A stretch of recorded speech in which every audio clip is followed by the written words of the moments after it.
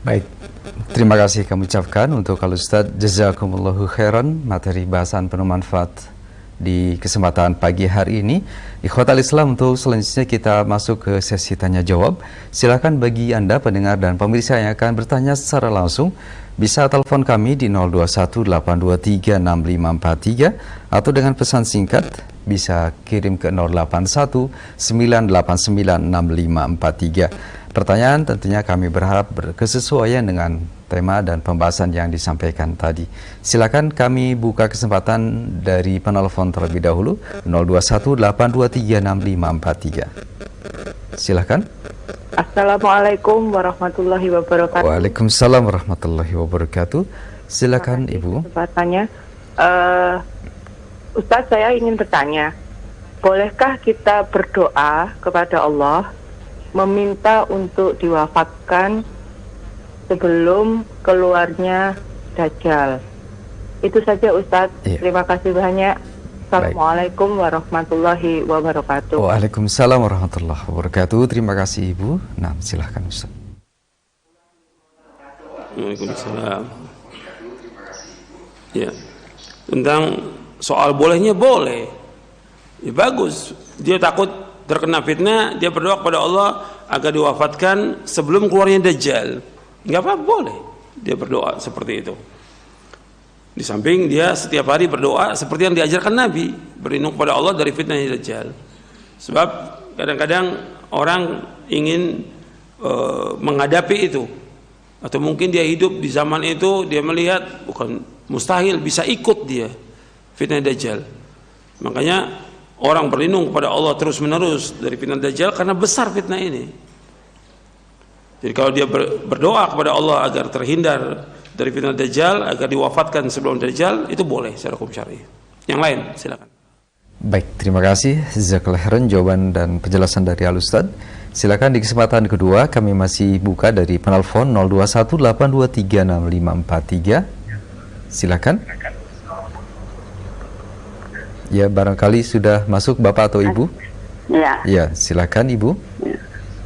Assalamualaikum warahmatullahi wabarakatuh. Waalaikumsalam warahmatullahi wabarakatuh. Silakan. Pertanyaannya,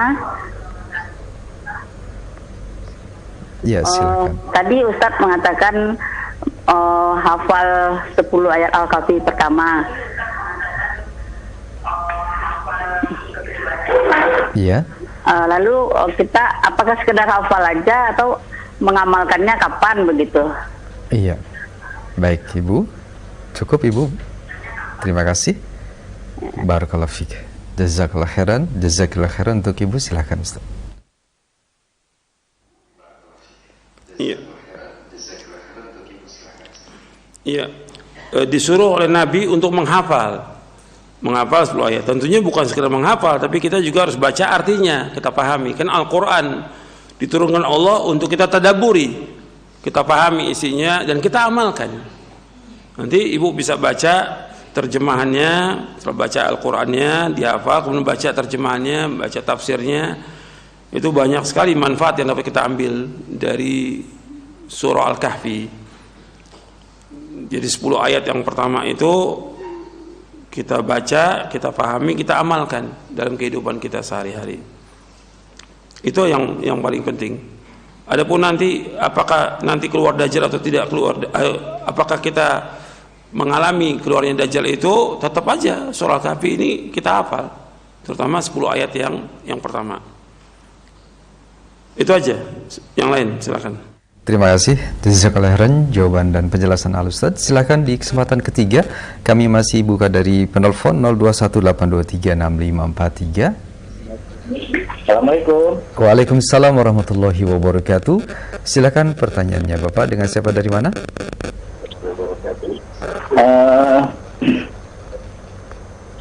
Dari Wahyu dari Bandung. Ya, silakan Bapak Wahyu pertanyaannya. Dari Wahyu dari Bandung. Apakah ada dalilnya mengenai nanti keluarnya Dajjal diperintahkan perempuan atau? Nah, Pak Wahyu kedarullah terputus teleponnya, bisa barangkali menelpon kembali untuk melanjutkan, atau di kesempatan Berikutnya di belakang Pak Wahyu, silakan kami buka kembali 0218236543. Ya, silakan. Assalamualaikum warahmatullahi wabarakatuh. Waalaikumsalam warahmatullahi wabarakatuh. Silakan Ibu pertanyaannya.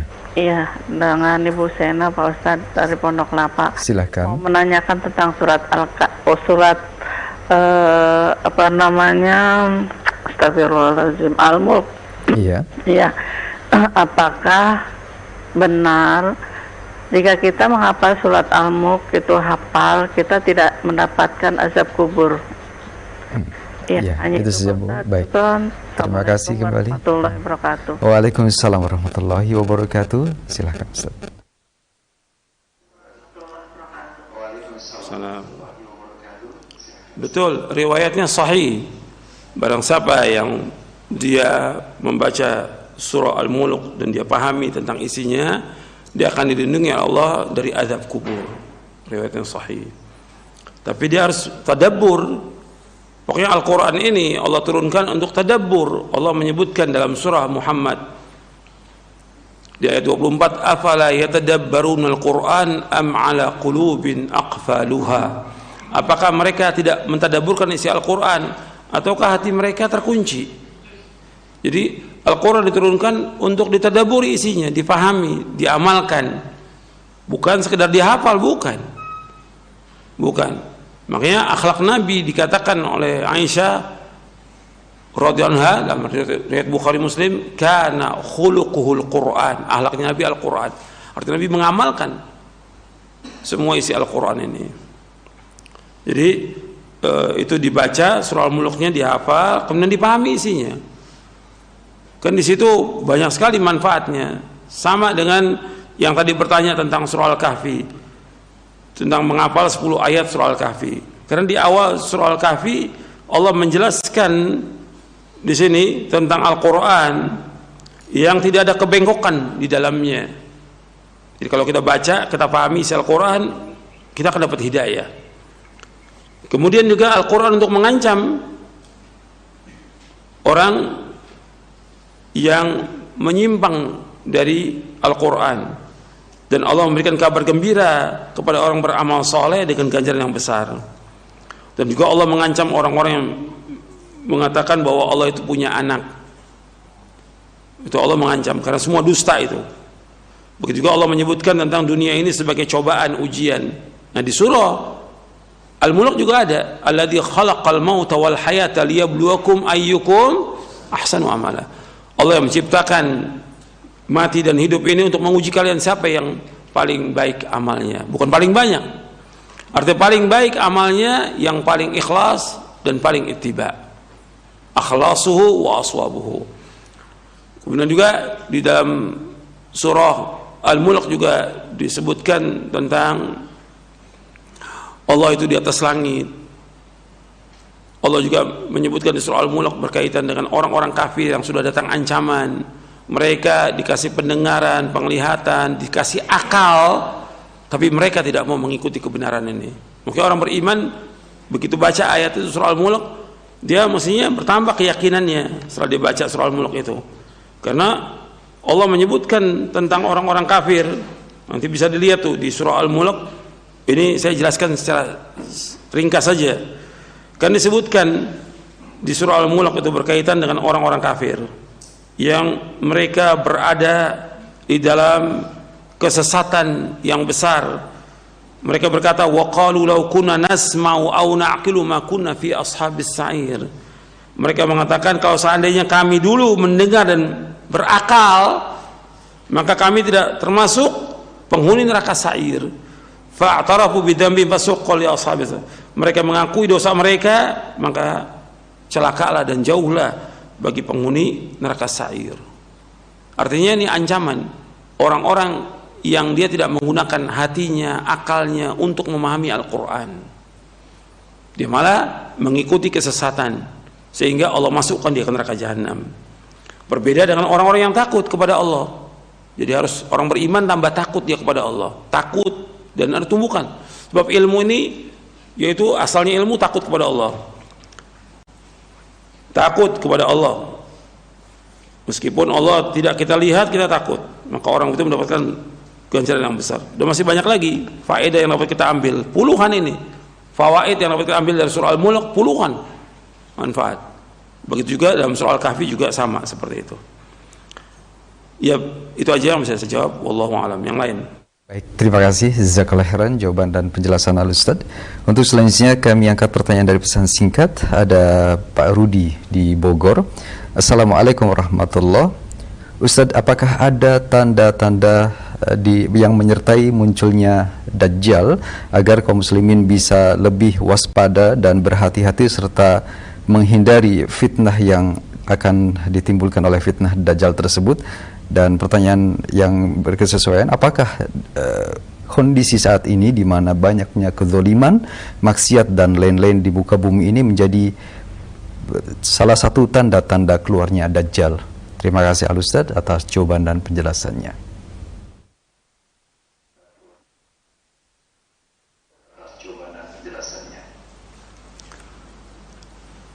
Di buku yang sudah kita baca nggak ada tuh keterangannya tentang tanda-tanda keluarnya Dajjal, tidak ada. Kalau soal tanda-tanda kiamat kecil sudah saya jelaskan di buku ini. Sudah sebelum kita membahas tentang Al-Mahdi, yang pertama itu saya jelaskan tentang tanda-tanda kiamat. Tanda-tanda kiamat ini sudah dekat, tanda kiamat, karena Allah sudah menyebutkan sejak diutusnya Nabi Muhammad SAW, Allah sudah sebutkan bahwa kiamat sudah dekat. Allah menyebutkan iqtarabatis sa'atu wansyaqqal qamar. Ini zaman Nabi ini, Nabi SAW baru diutus di Mekah. Allah sudah menyebutkan kiamat sudah dekat dan bulan sudah terbelah. Karena orang-orang musyrikin minta mukjizat, mereka mau beriman kalau Nabi tunjukkan mukjizat. Nabi belah bulan itu, bulan purnama belah jadi dua, tetap aja mereka nggak beriman.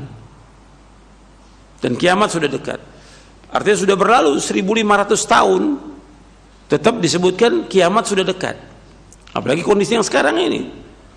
Dan diantara tandanya kiamat sudah dekat, ya sudah banyak ulama yang meninggal. Antum lihat di halaman 280. Banyak tanda-tanda kiamat, ya, banyaknya orang minum khamar, banyaknya firqah-firqah yang sesat, banyaknya perzinaan dan segala macam. Di 280 disebutkan inna min asyratis sa'a yurfa'al ilmu wa yathbutal jahlu wa yushrabal khamru wa yadharaz zina. Kata Nabi SAW, di antara tanda kiamat diangkatnya ilmu. Diangkatnya ilmu artinya diwafatkannya para ulama ahlu sunnah. Wa yathbutal jahlu, tersebarnya kebodohan. Wa yushrabal khamr, kemudian diminumnya khamr. Artinya orang udah menganggap hal biasa minum khamr itu.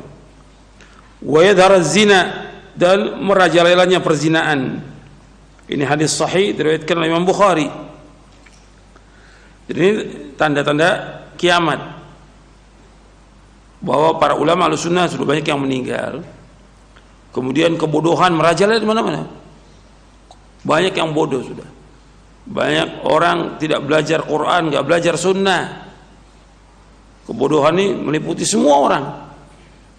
Kemudian orang udah banyak minum khamar dan menyebarnya perzinaan di mana-mana.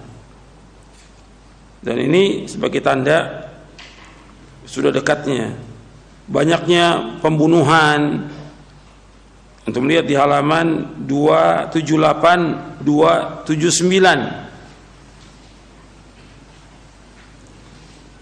Di antara tanda kiamat yaitu timbulnya firqah yang sesat, munculnya orang-orang yang mengaku sebagai nabi, hilangnya amanah, diangkatnya ilmu dan merajalelanya kebodohan, banyaknya perzinahan, banyaknya orang yang bermain musik, banyaknya orang yang minum khamr, minuman keras, merebaknya perjudian, masjid-masjid dihias, banyak bangunan yang tinggi, budak melahirkan tuannya, banyaknya pembunuhan, banyaknya kesyirikan, banyaknya orang yang memutuskan silaturahim, banyaknya orang yang bakhil, wafatnya para ulama ahlu sunnah dan orang-orang yang soleh, banyaknya orang yang belajar kepada ahlul bid'ah, banyaknya wanita yang berpakaian tapi telanjang, dan lainnya. Ini diantara tanda kiamat. Ini mengawali munculnya tanda-tanda kiamat yang besar. Jadi ini tanda kiamat yang kecil. Kalau sudah yang kecil semua udah merata dilakukan, maka nanti muncul yang besar. Wallahu alam. Yang lain silakan. Baik, terima kasih atas penjelasan dan jawaban yang disampaikan oleh Ustaz. Masih dari pesan singkat kami ajukan. Dari beberapa penanya, Assalamualaikum warahmatullahi wabarakatuh. Ustaz disebutkan bahwasannya Dajjal saat ini sudah ada.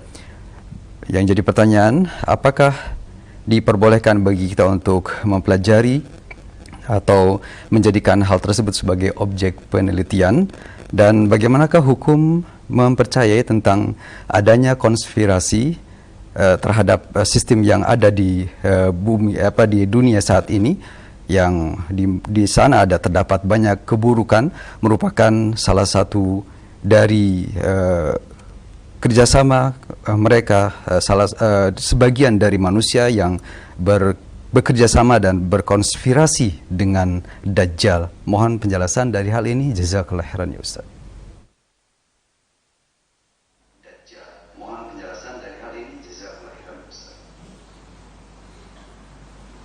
Ini pertanyaannya ghairu warid ya, nggak manfaat pertanyaannya.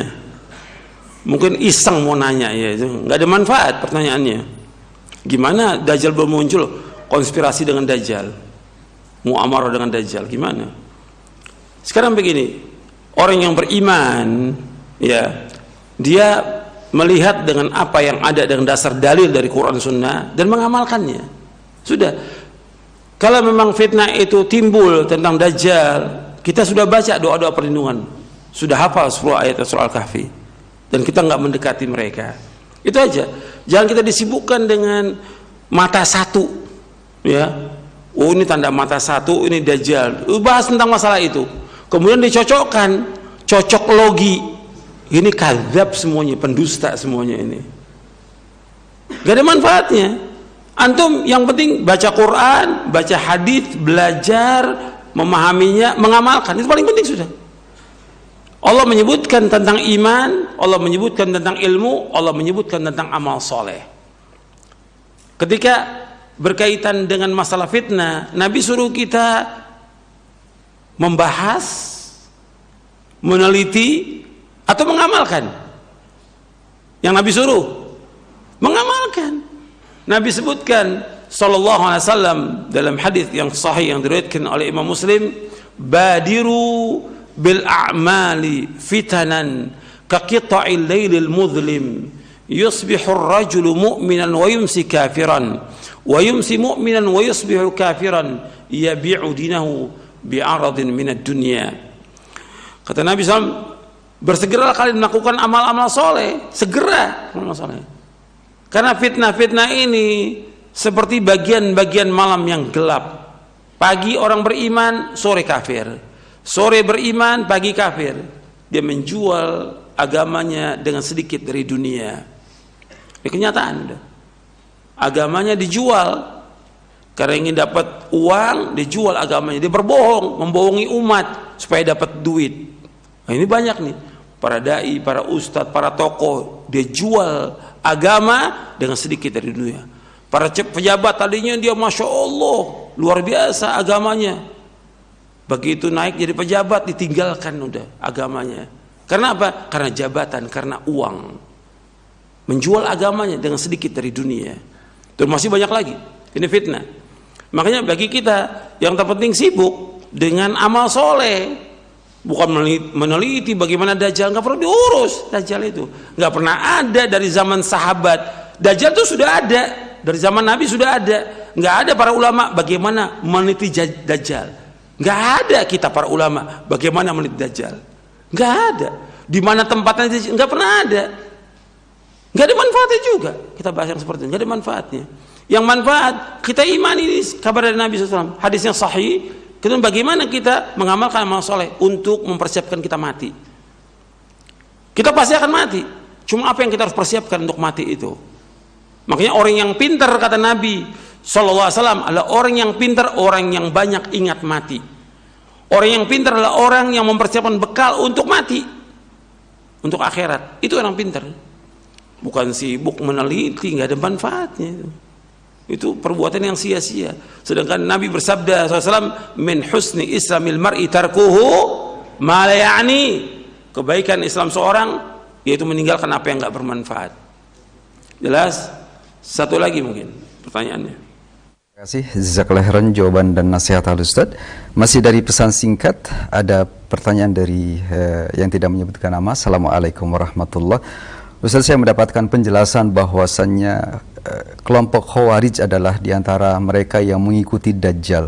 Mohon penjelasan hikmah yang terkandung di dalamnya ya Ustaz, karena yang saya ketahui yang tampak zahir dari orang-orang Khawarij adalah mereka yang semangat di dalam pengemalan syariat Islam. Apakah yang menjadikan mereka menjadi pengikut-pengikut Dajjal yang justru di dalam hadis-hadis adalah sudah jelas bahwa ciri-ciri yang terkandung di dalam ciri-ciri yang ada di dalam apa yang dilakukan oleh Dajjal adalah Dajjal yang sebenarnya. Mohon nasihat dan penjelasannya, jazakallahu khairan ya Ustaz.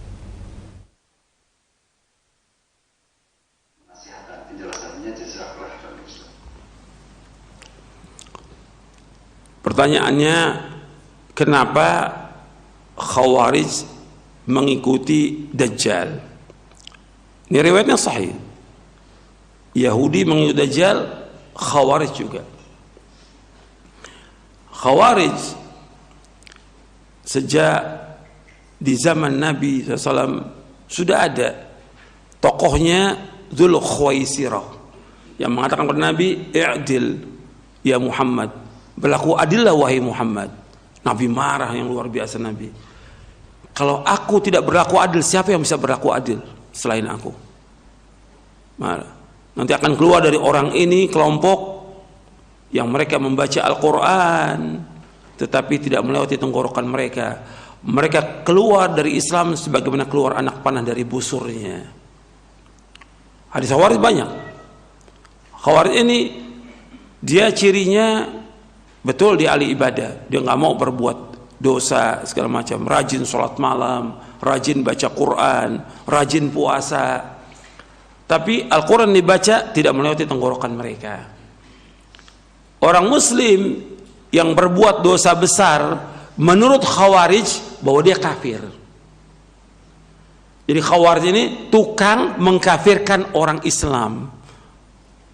Makanya karena dia tukang mengkafirkan orang Islam dan juga mengatakan orang Muslim yang berbuat dosa besar kekal dalam neraka selama-lamanya. Karena dia seperti itu, maka dia akan mengikuti tokoh yang paling kafir. Siapa? Dajjal. Karena dia suka mengkafirkan orang. Dan ini setiap dia dihabiskan muncul lagi sampai yang terakhir mengikuti Dajjal. Kenapa Khawarij yang mengikuti Dajjal? Karena dia mengkafirkan kaum muslimin, mengkafirkan penguasa-penguasa Islam, mengatakan orang Islam itu kekal dalam neraka. Ini orang udah paling zalim sudah orang ini. Gak ada rasa kasihan. Bayangkan orang Islam, dia sholat, dia puasa, berbuat dosa umpamanya kafir kata dia. Ada orang Islam yang mungkin dia khilaf, dia berbohong atau dia minum khamar, menurut orang Khawarij kafir, dosa besar. Atau anak yang durhaka pada orang tuanya, menurut orang Khawarij kafir dia. Kemudian di hari kiamat gimana? Kekal dalam neraka. Karena dia punya ciri seperti ini, maka dia akan ikut orang yang kafir. Paling kafir sudah siapa? Dajjal. Itu di antara hikmahnya. Makanya Ahlussunnah itu paling berhati di masalah ini, tidak gampang mengkafirkan orang. Dan ada di buku ini nanti pembahasannya tentang masalah kafir mengkafirkan, ada pembahasannya tentang Khawarij juga ada pembahasannya nanti. Karena Khawarij ini dia membunuh orang-orang Islam. Orang Islam yang dibunuh. Kemudian yang dibunuh oleh Dajjal juga orang-orang Islam. Tapi penyembah berhala nggak dibunuh oleh dia. Kata Nabi, yaqtuluna ahlal Islam wa yada'una ahlal authan.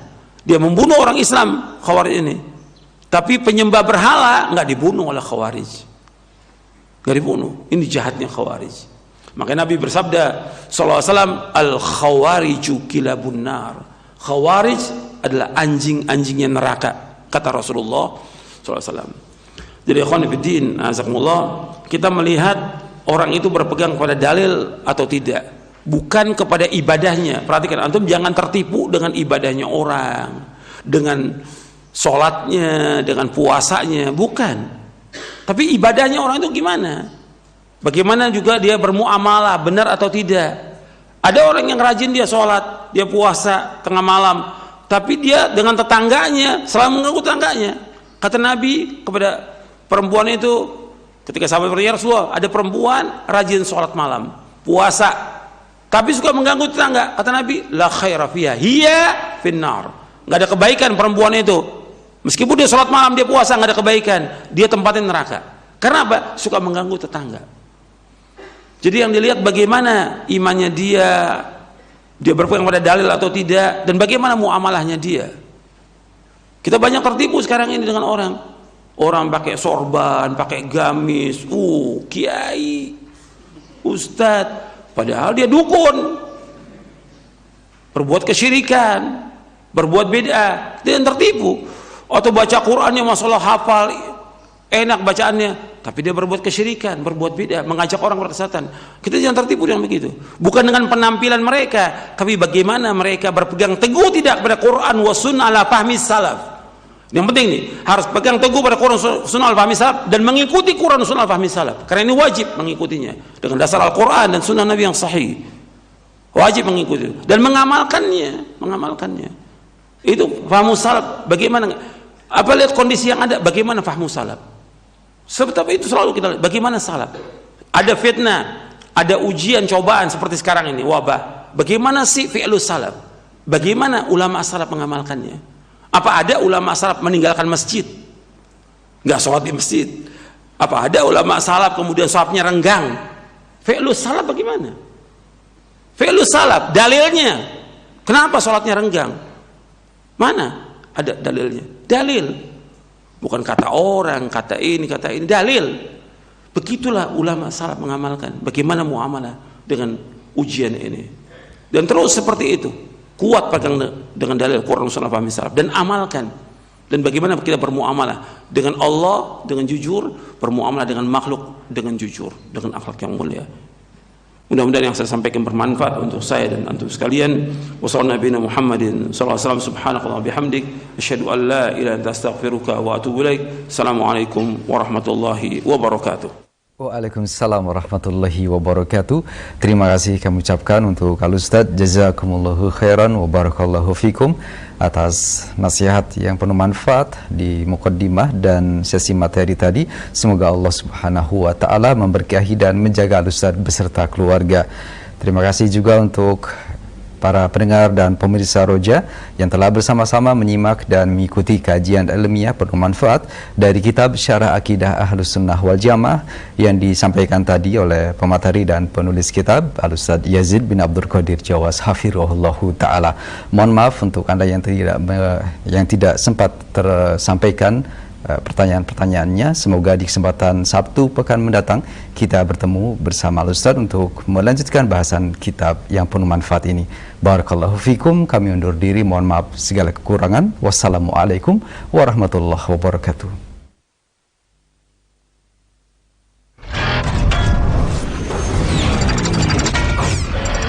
Roja TV, saluran tilawah Al-Quran dan kajian Islam.